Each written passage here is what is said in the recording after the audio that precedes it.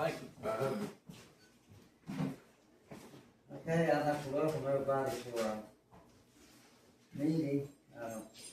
I would like to make one note real quick. Our hardship board meeting that we were going to hear tonight, we will put off until our next city meeting, which I'm not sure what the date next month will be, but anyway, we will have a hardship board hearing next month. Everybody will stand, we'll have an invitation.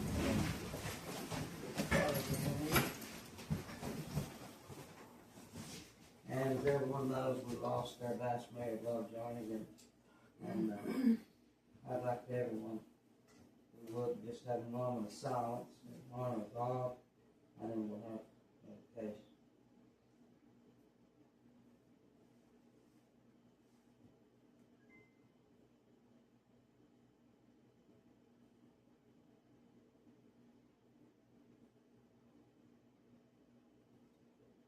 Father in heaven, once again, we approach your mighty throne of grace to praise you and thank you. We thank you, Lord, for our town, our community, our citizens. We thank you, Lord, for the service that God has given us for so many years. We ask, Lord, that you be with this family. Watch over them, Lord. And we ask that you watch over the board members tonight, Lord, that you make good decisions for the town. These things we pray in Jesus' name. Tim, lead us in the pledge of allegiance. Pledge allegiance to the flag of the United States of America and to the republic for which it stands, one nation under God, indivisible, with liberty and justice for all.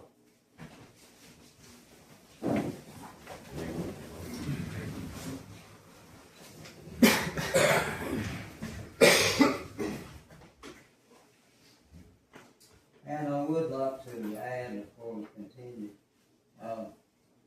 it was an honor working with Bob, and when Bob's name would come up, I always was very proud to tell people that Bob retained facts and figures and history and so on of the town of Surgoinsville a lot better than I did. And I totally believe it's like a walking encyclopedia as far as the town of Surgoinsville. And Bob was certainly genius.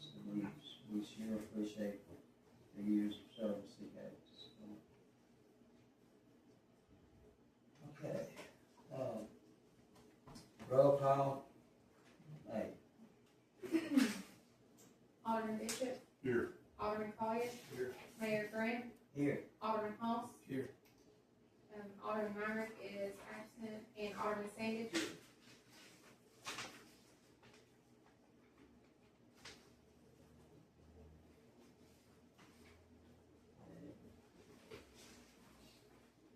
Okay, we got the minutes. Well, I'll tell you what, before we get to the minutes, I do need to, of course, we've got a vacancy now for vice mayor. I'd like to take care of that before we move on with any other business. So at this time, I will take anyone as a nomination or any of our aldermen to be vice mayor. I'd like to hear your nomination now and we'll vote on it.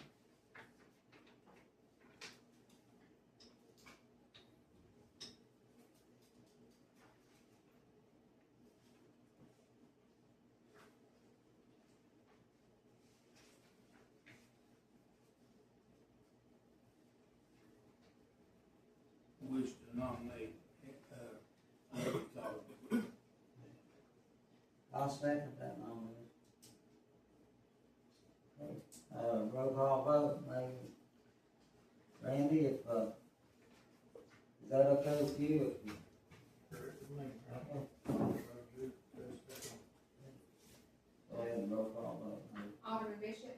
Aye. Alderman Collier. Aye. Mayor Graham. Yes. Alderman Hoss. Aye. Alderman Sandage. Yes. Okay. All right, Randy, you've been sworn in already, so that won't be necessary again. So, congratulations. Thank you. Okay, we will go continue on to our minutes. If you want to look them over for a few minutes, you can. That's the minutes from last month. And then we'll go to the reports, and we'll vote on accepting both of those at the same time in a few minutes.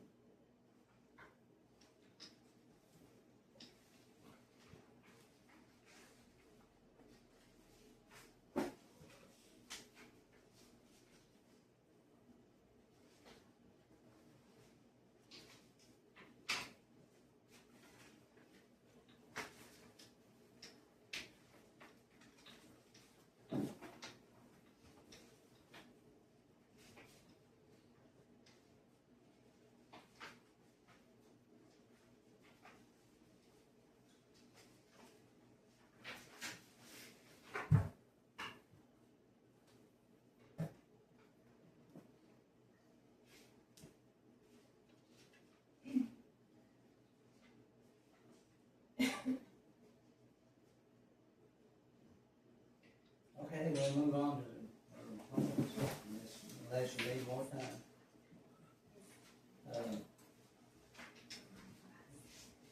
Speaking of, let's see.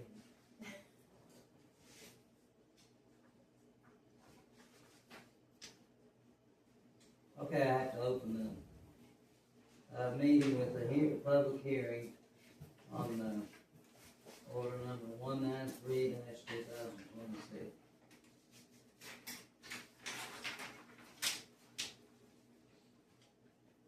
Explain that later. That's the change of the minimum square feet, the zoning ordinance. Oh, okay.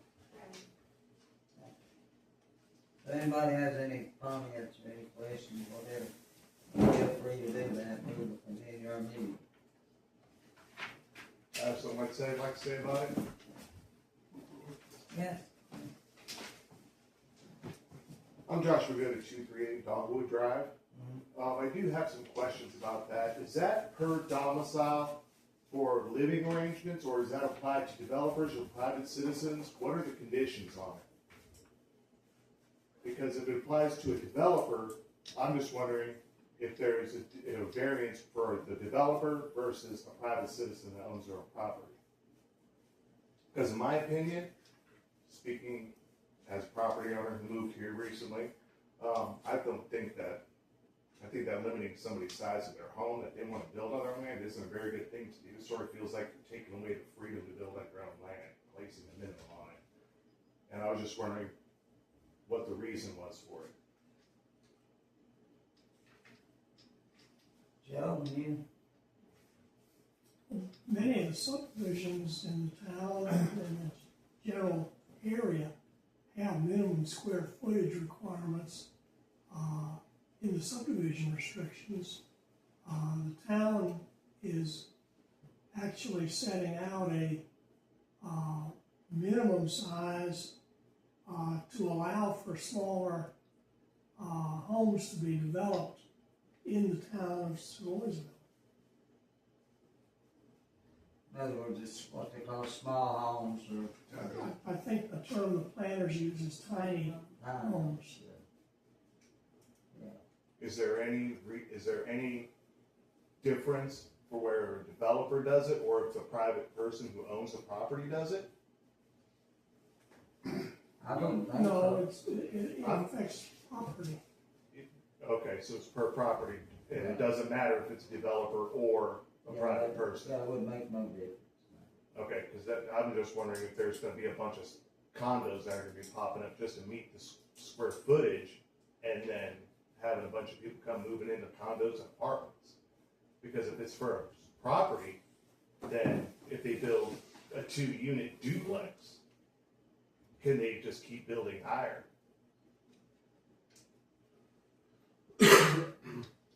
It's not the plan. I wish the planner hadn't left just a few minutes ago.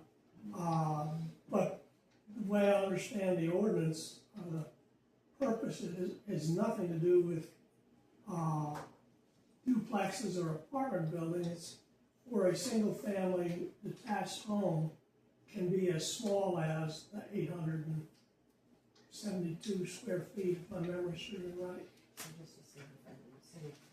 So just a single family home? Yeah, what this is something that's, well, it's kinda new, it's been going on for a few years. People are building, I guess what they call tiny homes, to make available, I think, 700 and some square feet of homes, I think.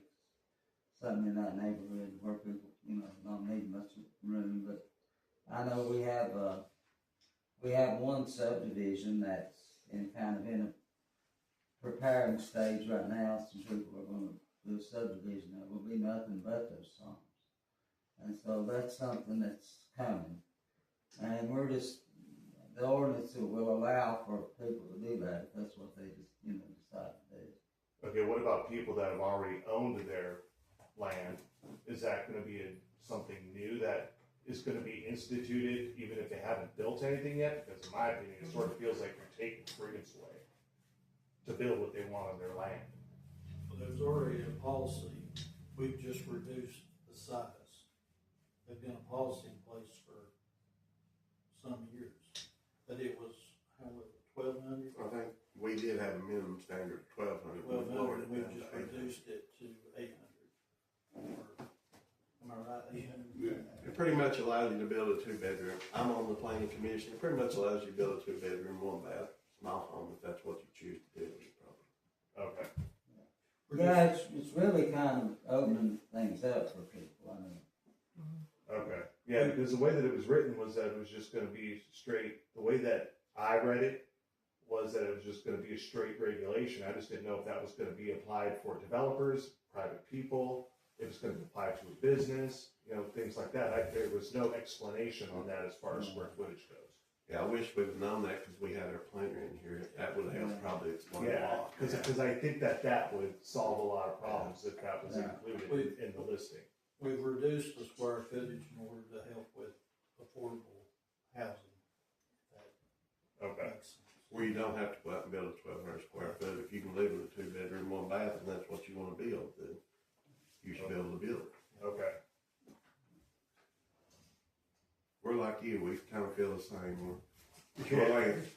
Yeah, the way it was written, I just didn't understand exactly what that applied to. Yeah. Of course, we've got the restriction to get, motor homes and campers. You can get temporary permits to put them in while you're building. Okay. Thank you.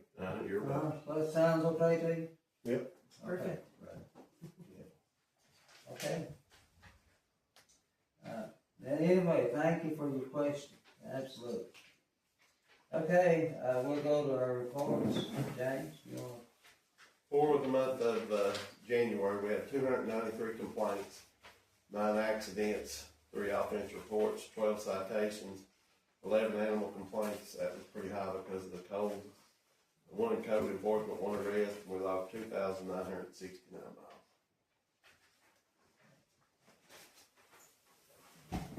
Let's see, anybody in the fire department?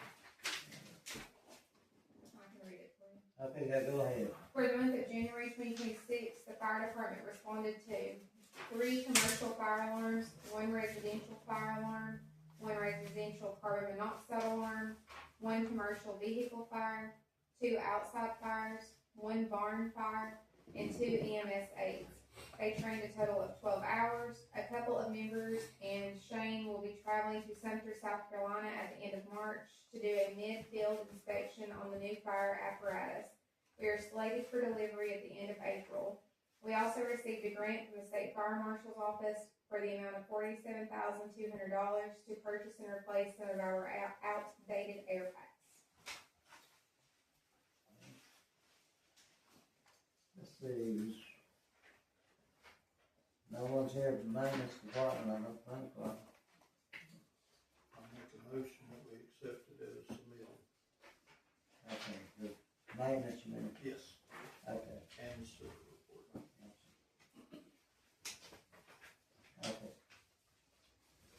I'll second that motion.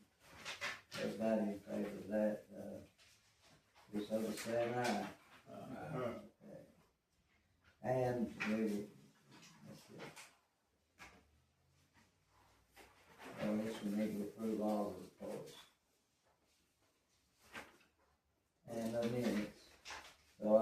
motion and a second to approve the minutes and the reports.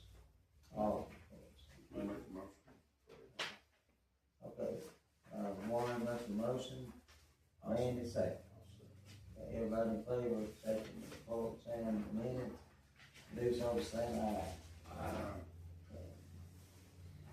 Okay, we'll move on to, there's no old business, no unfinished business. New business, consider second and final reading of ordinance number 192, 2025, which is an ordinance amending sewer extension policy. I placed a copy of that ordinance on, I've only placed 2 copies of the same pages on the table. But those contractors are Charlie Smith Plumbing, Davis Contracting LLC, and Mitchell Excavation Inc. In addition, I went through and spoke with each business owner and verified that they are an installer, or that they have an active installer permit with the Division of Water Resources. I verified their business license, and I verified certificate of liability for each of those.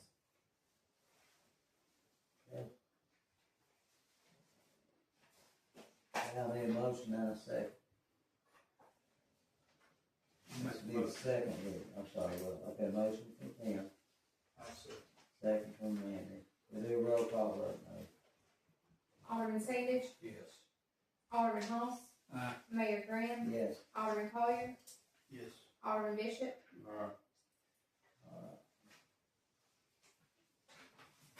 Okay, consider second and final reading of ordinance 193, 2026, which is an ordinance to establish a minimum livable floor area requirement for dwellings.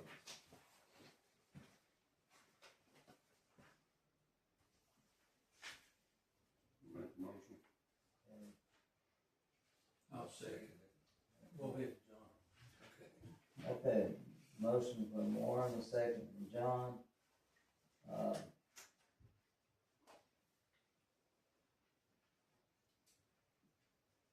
Let's do a roll call vote now. okay, Alderman Sandage, Yes. Alderman Bishop, Aye. Alderman Hoss, Aye. Alderman Collier, Aye. Mayor Graham, Yes. Okay, consider second and final reading of ordinance 194, 2026, which is an ordinance adopting a schedule of reasonable charge for copies of public records. And that means police reports and records that people need to come in and get copies of and so on.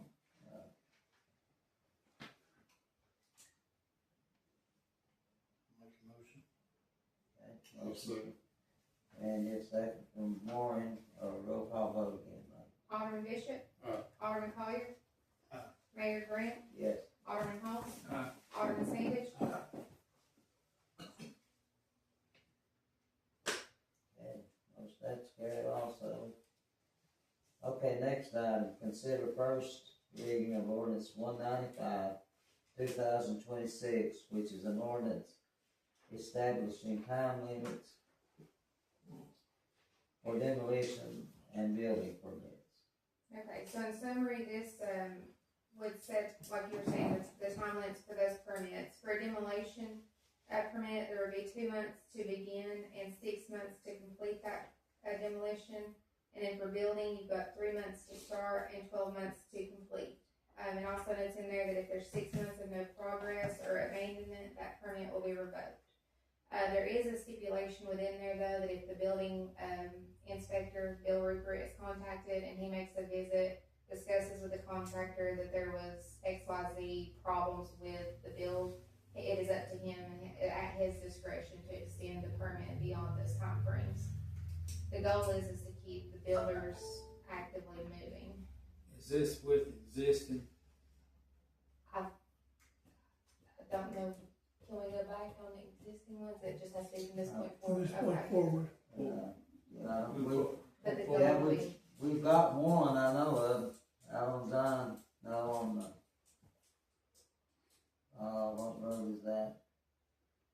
Where Players Bass live, that street. Anyway, we've got one there that was started and still not finished. I don't think anything's ever been done with it, those, John. No, it's just sit there. Sitting there. So we needed this, for 15 years ago. Yeah, we could have used that. Okay, but anyway. With a situation like that, perhaps the resolution to that would be to have the building inspector set a show cause hearing why the building permit shouldn't be revoked, and allow the building inspector to do that. And that way we wouldn't have that open permit there that's no one's working on and the man is deceased.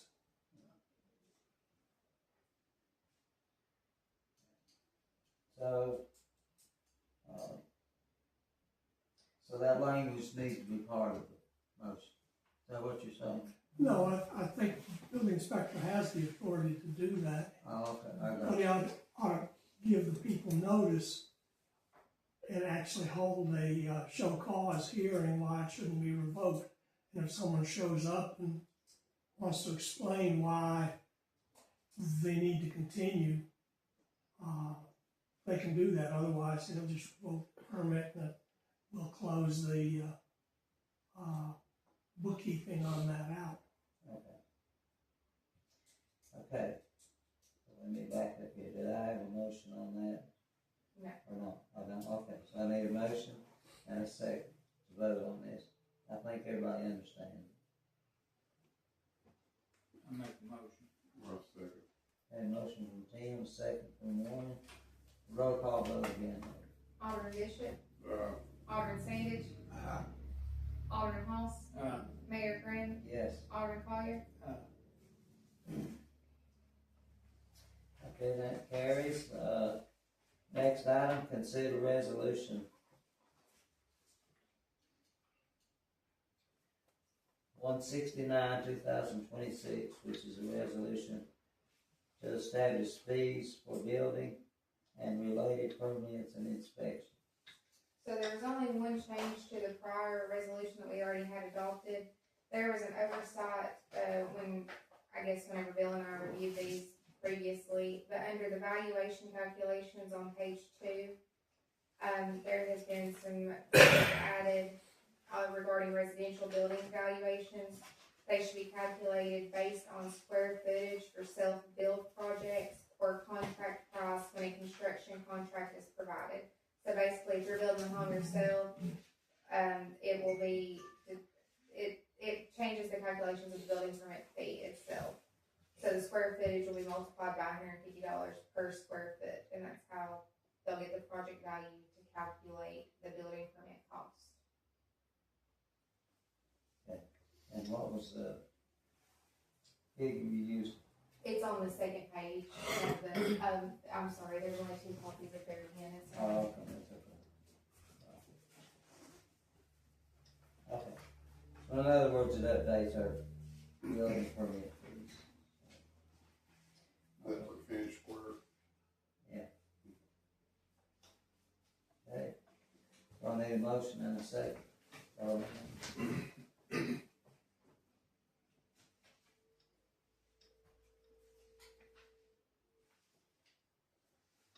make a motion. Okay.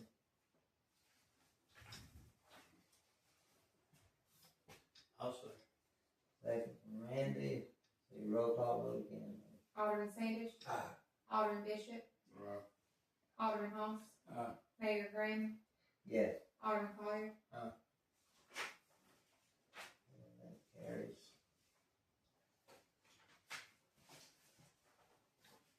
Consider authorizing Megan Gentry, reporter, to apply for the 2026 Healthy Built Environment Grant to install playground equipment at Riverfront Park. And, let's see, is that Blue Cross Blue Shield grant? No, this is through the state. Okay. Anyway, it's a Healthy Built Environment grant. I think we applied this, what, like the 3rd year we applied? I know for sure the second, it might be the 3rd, I know for sure the second. Okay.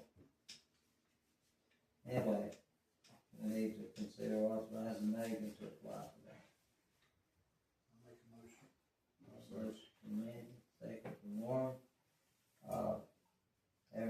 in favor of allowing Megan to apply for that, do so by saying aye. Aye.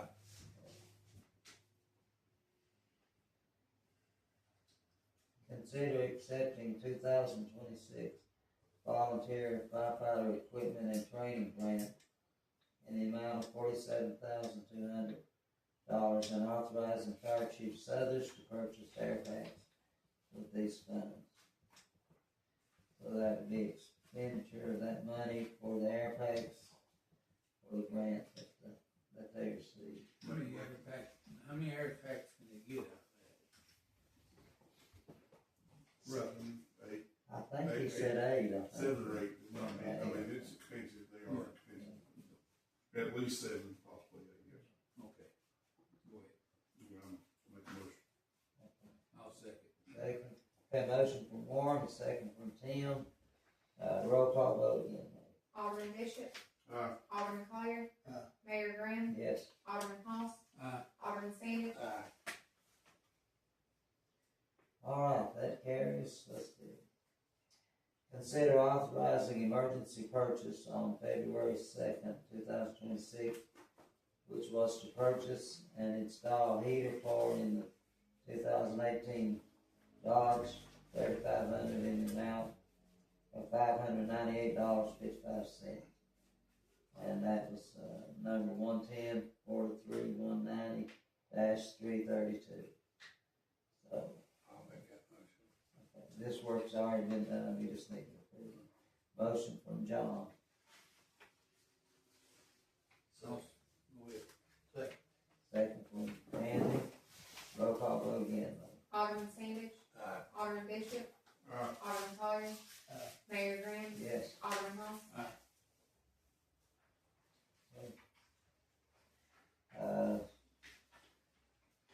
Okay, that's all we have listed. Is there anything I've missed, Megan? Is that everything? yes, sir, that's all I have. Okay. Anybody have anything else? I've got one more Oh, thing. go ahead.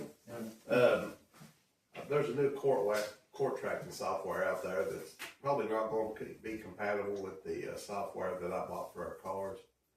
What we've got here, I've got the gentleman to agree to a 6-month trial on it to see if the new system would work on what he's got. I just need y'all's permission to test it for 6 months. Okay. And we've got, what all we're doing is just testing? We're going to test it for 6 months to see if it's a better system than what we're currently using. Okay. It's also a potential cost savings as well. Yeah, it's about a $2,500 cost savings a year. Okay.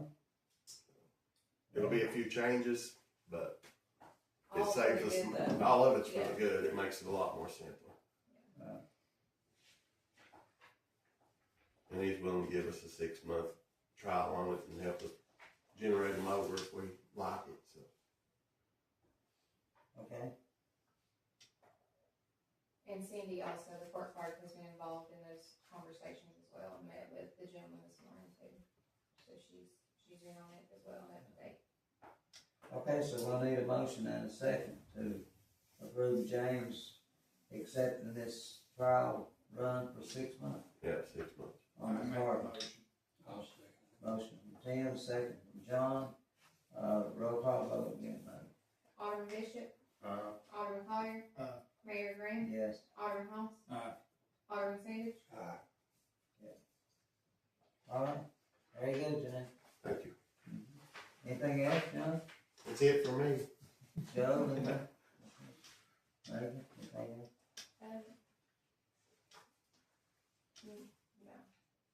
No. Vice-Mayor, you got anything else?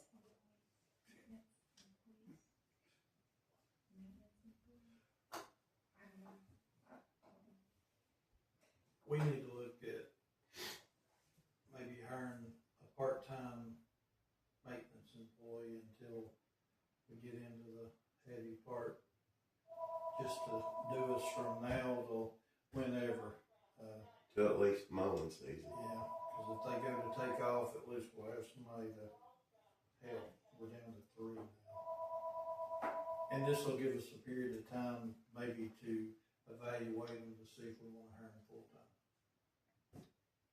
So little trial period. I know there's one that filled in today, and I spoke with him, and he said as long as it was planned ahead of time, that he was willing, and he does have a CDL, he was willing to assist with garbage truck too. I mean, I don't know if y'all have someone different in mind as well, but I did check with him, and he said as long as he knew ahead and could plan around that. Is that the same gentleman that was here Today.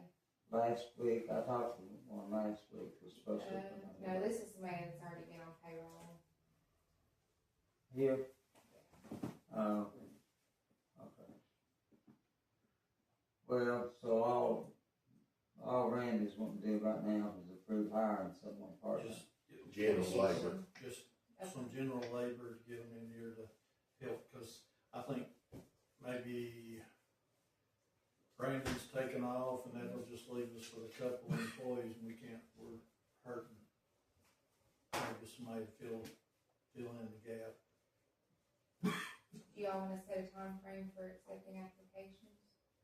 And then revisit it, you wanna revisit it in March? Well, How do you, I don't know, this is the first time, you all tell me what I gotta do or what you need me to do. Do I need to post it and then? I think we just need to make a motion, vote on just to allow Randy or someone here, just go ahead and hire somebody to get them on payroll. Get them going. I don't think if we need them, we don't need to take a month. Well, we won't take a month, we'll take about 2 weeks. I was just thinking a lot of time for applications. Or you got, Why don't we put it on our Facebook page and advertise it for a couple of weeks and then in 2 weeks make a. and it's a part-time labor in public works / maintenance, okay. Okay. That way we can see what we got, no kind of workshop, and then. One other thing, looking soft spot right now, but with Bob's absence, we might want to go ahead and write a letter to the election office to advise them that we've got another slot to be filled. Cause it'll catch it in this next election cycle. Instead of voting on 2 aldermen, it'll be the third one. We'll have to contact the election office, cause there's and I don't know exactly how it is, because when you make appointments like that, there's a certain time frame. I think so many days, months before an election, you can't appoint someone, I think. Isn't it, Joe? Well, the appointments would be by the board, but what Alderman, Vice-Mayor Collier is talking about is we need to give notice to the election commission that there be 3 openings instead of 2. Needs to be a formal notice. Right. I have informed them that Vice-Mayor Jarnagin has passed away, but I'll make sure that they know that. There's 3 slots coming up now, Bob will make 4. Yes. Yeah, Bob make 4. Yeah, 4. Oh, okay. Yeah. Yeah, I knew what you meant then. See, me and Kaylee and John. And then Bob, Bob. Yeah. A 2-year slot. Yeah, 2-year slot there. So, this is just me asking a question, does anybody get appointed until election or? Well, that's what I'm talking about. We'll have to contact the election office to find out, because I know when you have a vacancy, there's a time frame in there that you can't appoint anybody. And it's got something to do with the upcoming election. If it's so close to the election, you cannot make appointments. It stays vacant until the election. And I'm not sure what that is, but we've run into that before, the reason or another. In fact, we've run into it 2 or 3 times.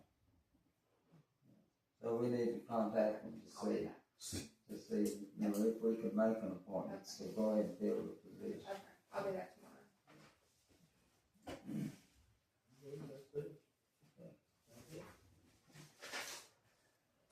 Alright, if anybody in the audience have anything else, if not, I got one more question. yeah. What's the regulations as far as, I don't know if this would apply to the county or what, but I think it applies mostly to us. What's the maximum bus length for buses on Surgoinsville Creek? Because they have the long buses coming through there, and I come around that corner and darn near seen 10 accidents in the past couple of months. Because they come right around that corner right there. We're talking the long school buses, and people are getting wiped out because, or darn near getting wiped out because those buses are on the opposite side of the road. They're so long that they take up both sides. By the time they come around, people are slamming the brakes on and have to back up. I almost got hit in the front from somebody backing up with the bus, long bus coming around there. Is there like a length restriction for Surgoinsville Creek and school buses? There's a weight. We have weight restriction for the semi trucks, but no weight. Because I notice on both sides of the road, there are signs for no trucks. Yeah. And the buses are coming through there, the long ones, and I don't know if there's an exemption. Do they apply? They're actually, most of their stuff is exempt but we have tried to get them to use other roads because picking that road or Zions Hill Road is a bad choice. Yeah, because they come around that road right there. You can't see them because their lights go right off into the forest. But by the time they come around, people slam their brakes on. They have to back up. I will get with the bus shop administrator again tomorrow. Yeah, I mean the short ones they're no problem. Yeah. Because they're almost the same width as a dually pickup truck. But dualies aren't exactly small either. But the buses are just too long to come down that road. The long ones. I don't know that. What's James can. I'll follow up on tomorrow. I know we're gonna leave stuff. Yeah. All right. Yeah. Or about, I'm sure what you'll probably hear is that, well, there's kids that live on the road, so they have to, something has to take them. Right, and that's why I was wondering, is because I know that a short bus has quite a few seats. I mean, if there's a shorter bus going through there, that's fine, because they can actually move out of the way. But the long buses, I mean, you can't ask a bus to back up on that road. That will cause even more havoc. James, what about I'll follow up tomorrow and I'll let you know. All right. All right. okay. Anything else? Hey, I appreciate everyone coming. We've had a good meeting, and hope everybody comes back. Thank you very much.